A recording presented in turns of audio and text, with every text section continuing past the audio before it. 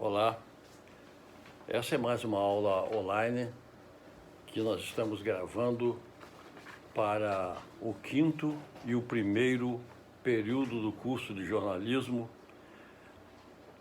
no desenvolvimento do trabalho que nós estamos realizando de pesquisa sobre a história da imprensa no Brasil, levando em consideração alguns aspectos esses aspectos são bibliográficos, eles passam necessariamente por José Marques de Mello, passa por Nelson Werneck Sodré, e também nós temos muita coisa sobre o livro 1808,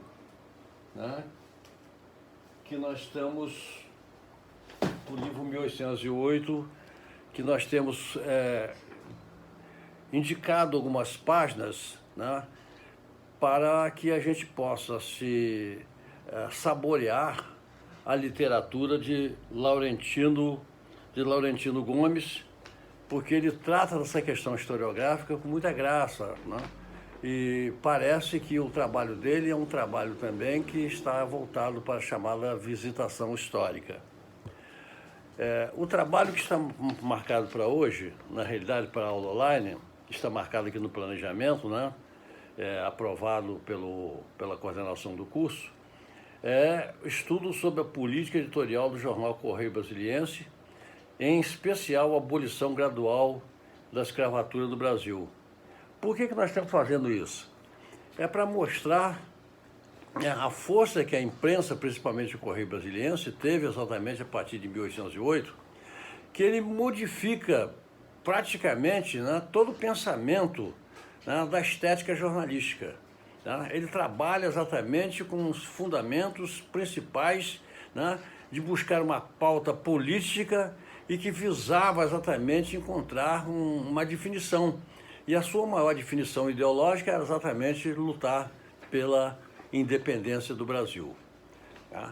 A gente poderia citar dentro desse aspecto algumas coisas que eu considero que são importantes, começando pela liberdade de imprensa, porque eu penso que o nosso curso ele tem exatamente como escopo, como principal objetivo, desenvolver um estudo no sentido que a gente consiga se apropriar de informações sobre os momentos exatos, os momentos cruciais em que nós, jornalistas, tivemos exatamente direito à liberdade de informação, à liberdade de expressão, que está tão em voga hoje.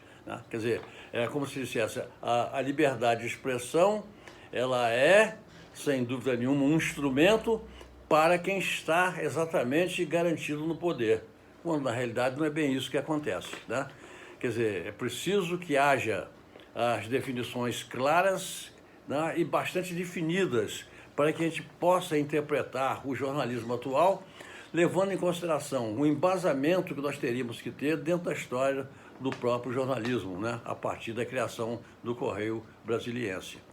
Então, umas questões muito interessantes que a gente colocaria é que muitas pessoas, inclusive alguns trabalhos que as pessoas me mandaram para eles citaram exatamente, não sei qual foi a fonte de pesquisa, mas para a parte considerável do alunado, a não ser alguns alunos do quinto período que já tinham exatamente uma instrução mais formalizada sobre o assunto, de colocava exatamente o Brasil como se fosse uma colônia, e que permaneceu colônia até exatamente a eclosão da independência do Brasil, em 7 de setembro de 1822, quando na realidade nós precisamos fazer uma revisitação e, sobretudo, ampliar aquilo que a história oficial não ampliou. É mostrar que o Brasil, ele foi Reino Unido de Portugal, Brasil e Algarve já em 1815. Ou seja, vamos entender que são 2 e 5, 7 anos depois, em que a família real portuguesa chega ao Brasil e encontra exatamente a incipiência social, administrativa, econômica, política brasileira, implantada dentro de toda a complexidade colonial.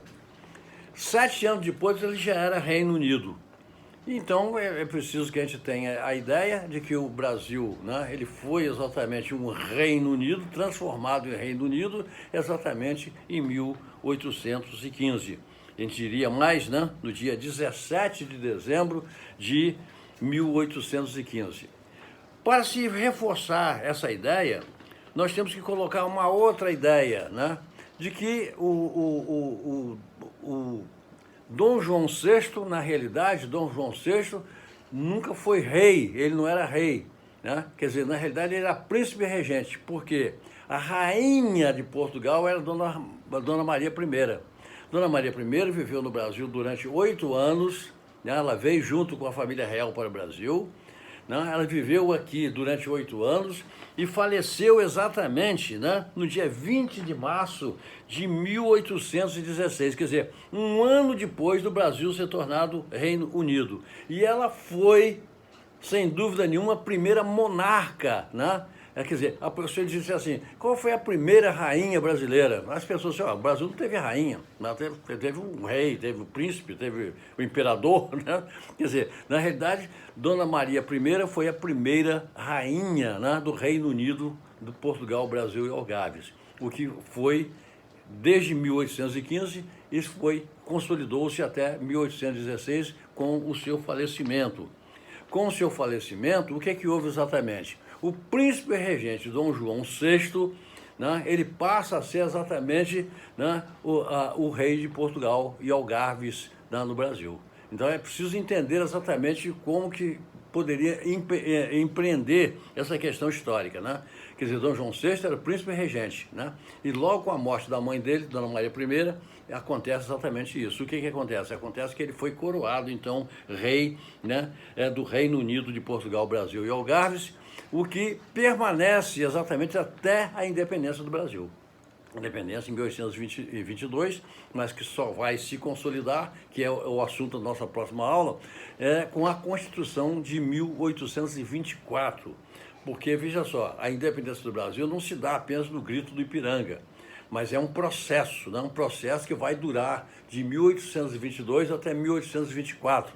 Até então, o Brasil ainda era o Reino Unido de Portugal e estava regido, inclusive, pela chamada Constituição de Lisboa de 1822. Quer dizer, é uma questão que nós brasileiros temos que compreender, temos que entender isso, e, sobretudo, né, a questão da liberdade de imprensa, que só vai se consolidar, assim como a liberdade de imprensa, né, que é uma proposta de toda a política editorial do Correio Brasiliense, só vai se consolidar exatamente com o quê? Com a Revolução do Porto em 1820. Né? Quer dizer, a Revolução do Porto em 1820 que vai quebrar, né, essa indisposição que o jornalista tinha exatamente com a corte estabelecida no Brasil. Então, vai durar exatamente de 1808, que era o programa, né, o programa, eu diria, ideológico do jornal O Correio Brasiliense, de 1808 até 1820, né, 1820. Então, nós teremos exatamente, né, nada mais, nada menos de que 12 anos depois, né, é que foi haver a chamada liberdade de impressão, que era preconizada por Hipólito José da Costa. Né? Entre outras questões que estavam exatamente enumeradas nesse processo, né, a gente poderia imaginar que nesse processo tinha exatamente outras questões que não não faz parte do elenco do nosso trabalho de hoje, mas que é interessante você colocar para você entender, porque eu já coloquei essa situação dentro de uma das nossas aulas, né? Mas a gente não se aprofundou. Né? Por exemplo, né? A garantia de propriedade, introdução do júri, responsabilidade dos ministros. Por que isso acontecia? Acontecia, né, porque a justiça, né, na época de Portugal absolutista, né, quem tudo estava exatamente na mão do rei, né? Então, o direito, a garantia de propriedade é o seguinte: você não tinha direito à propriedade nenhuma. Se o rei quisesse, estava resolvido, é ele que manda, né? A liberdade de imprensa, só pôde ter liberdade de imprensa depois, né, que a Revolução do Porto definiu.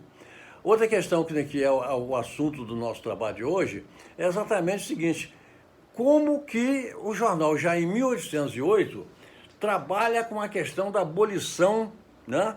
A abolição da escravatura no Brasil. Olha que coisa interessante, né? Só que ele preconizava uma abolição da escravatura de maneira gradual e controlada, no sentido de fazer com que?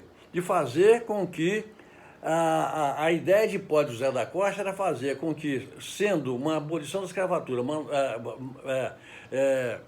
de uma maneira gradual e controlada, ele teria exatamente de fazer com que evitasse, de evitar o que acontece hoje.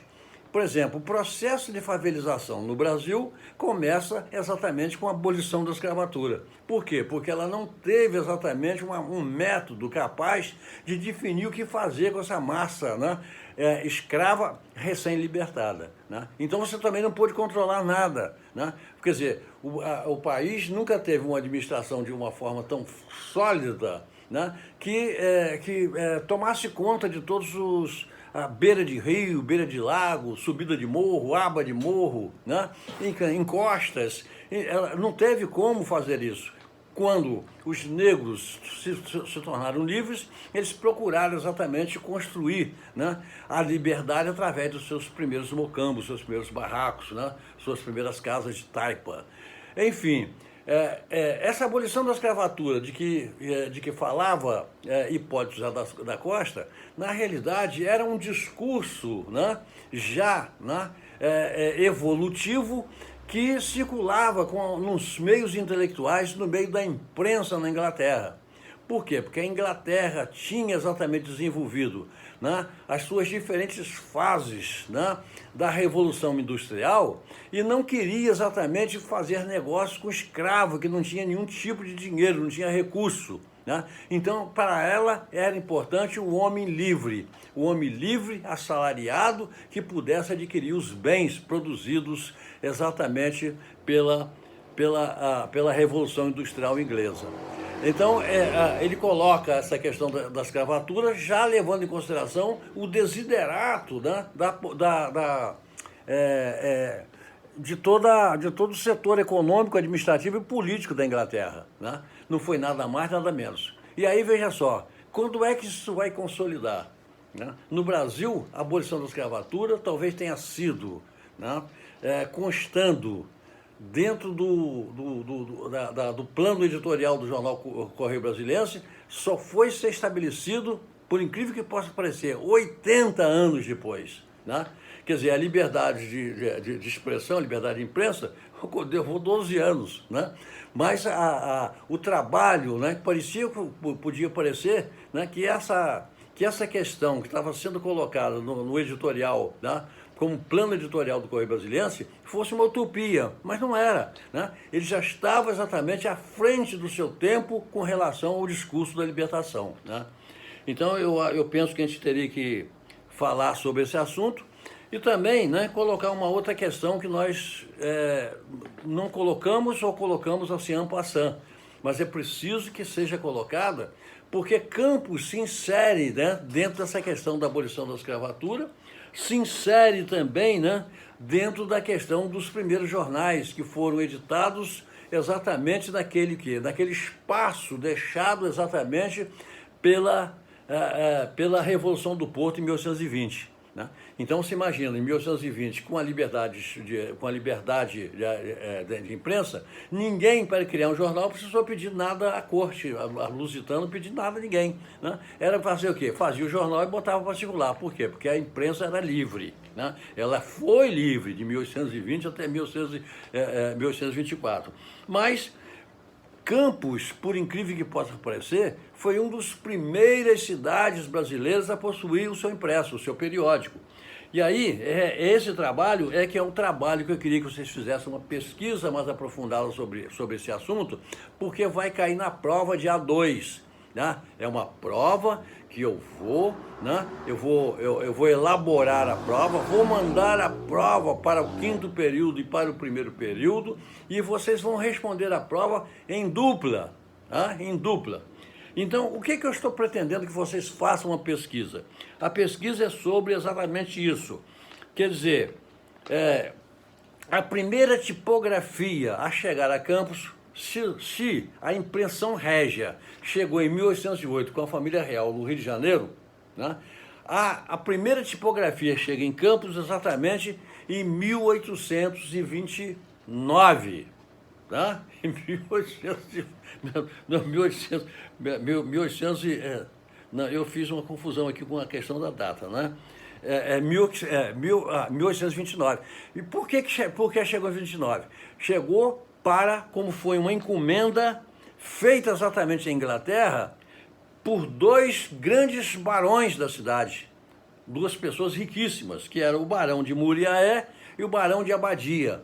Eles compraram uma imprensa, né, com o quê? Com o compromisso de não editar nada no Brasil, porque era proibido fazer, né? E fizeram o que exatamente?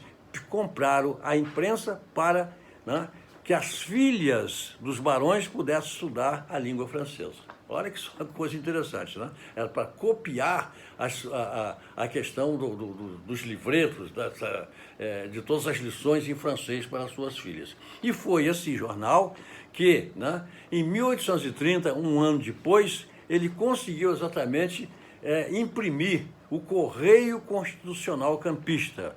O Correio Constitucional Campista, né, do jornalista Silva Arco, ele circula exatamente em 1830. Poucas são as cidades brasileiras que tiveram seu periódico em 1830, com exceção das capitais, né?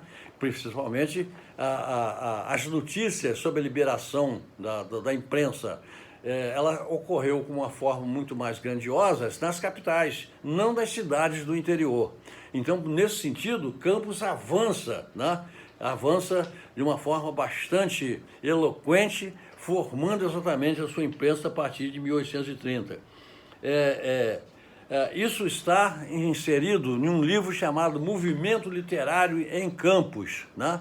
do escritor, do teatrólogo, do jornalista Múcio da Paixão, né? Então eu penso que esse trabalho é um trabalho interessante, é um trabalho que vai cair da prova. Gostaria que você fizesse uma pesquisa, sobretudo sobre esse assunto, né?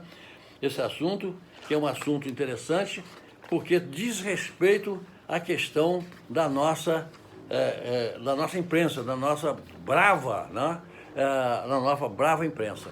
Então eu gostaria só que vocês levassem em consideração, né, essa correlação que existe entre o editorial, né, ou seja, a política editorial do Correio Brasiliense sobre a abolição da escravatura, né, que trata dessa questão, só foi acontecer isso 80 anos depois, e leva em consideração também, né, os primeiros jornais surgidos no Brasil a partir, né, isso talvez estimulado pela Revolução do Porto em 1820, né? Campos já teve o seu primeiro jornal como cidade do interior, uma cidade importantíssima lá durante a colônia, depois importante durante o Império, e também durante a República até os anos 40, né? Que era o maior centro de produção de açúcar do Brasil. Então ele teve exatamente também esse movimento jornalístico. Só para vocês terem uma ideia, esse movimento jornalístico de 1830, ele acontece ainda quando Campos era a vila de São Salvador dos Campos dos Goitacazes, né? Ela só iria se tornar, ser elevada à categoria de cidade no dia 28 de março de 1835, né? Então, 5 anos antes ele já possuía o seu jornal, né? Então, quando Campos se torna exatamente uma cidade, né, a cidade esplendorosa, a cidade que teve a primeira iluminação elétrica da América do Sul, enfim, uma cidade que respirava exatamente a inteligência e a intelectualidade, né? Essa cidade, ela vai exatamente ter os seus jornais. Em 1835, ela tinha, segundo Teófilo Guimarães, no seu interessante livro chamado Subsídios para a História do Jornalismo em Campos dos Goitacazes, né, nós tínhamos nessa época, 1835, cerca, né, de 8 jornais, né? É importante que você entenda exatamente a história do jornalismo dentro do contexto da cidade que vocês nasceram, né, em que vocês estão vivendo. Né? Enfim, por hoje eu gostaria de encerrar, né, essa aula e pedir que vocês estudem, que vai cair na prova, a questão do Correio Constitucional Campista e o grande vazio entre a proposta da abolição da escravatura em 1808 por Hipólito José da Costa até que ela se consolida, né, exatamente em dia 13 de maio de 1888, pela uma assinatura, na assinatura da Princesa Isabel, chamada Lei Áurea. Né? Enfim, essas questões que nós precisamos não estudar essas questões pelo ponto de vista da imprensa oficial, mas trabalhar, né, essas instâncias principalmente pela nossa possibilidade de fazer uma revisitação histórica. Né? É isso que nós pretendemos. Muito mais importante a revisitação histórica e a participação da imprensa nesse contexto do que mesmo estudar as datas, estudar essas coisas, as efemérides, etc. Né? Então, eu espero que vocês tenham gostado dessa apresentação. É uma apresentação interessante, mas nós conseguimos enfatizar os pontos mais importantes para a pesquisa, isso fica por conta de vocês, né? E dizer que é o seguinte, que na próxima sexta-feira nós vamos liberar então exatamente o quê? A matéria que vai dizer o seguinte: qual é a participação da imprensa brasileira na consolidação da independência do Brasil.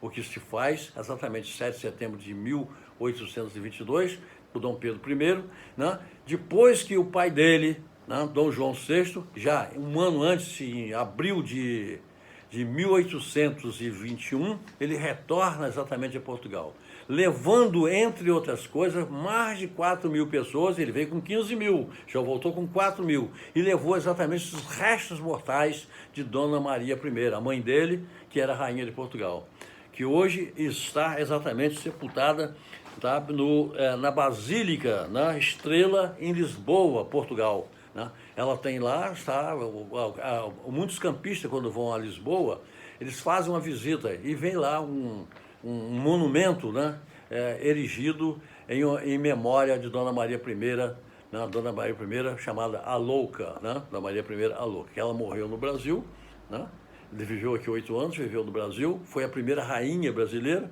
né, e os restos mortais dela foi exatamente, foi no navio com o filho dela, Dom João VI, que volta para Portugal. E lá, então, recebe as honras, né, da realeza, né, a que ela teve direito. Né?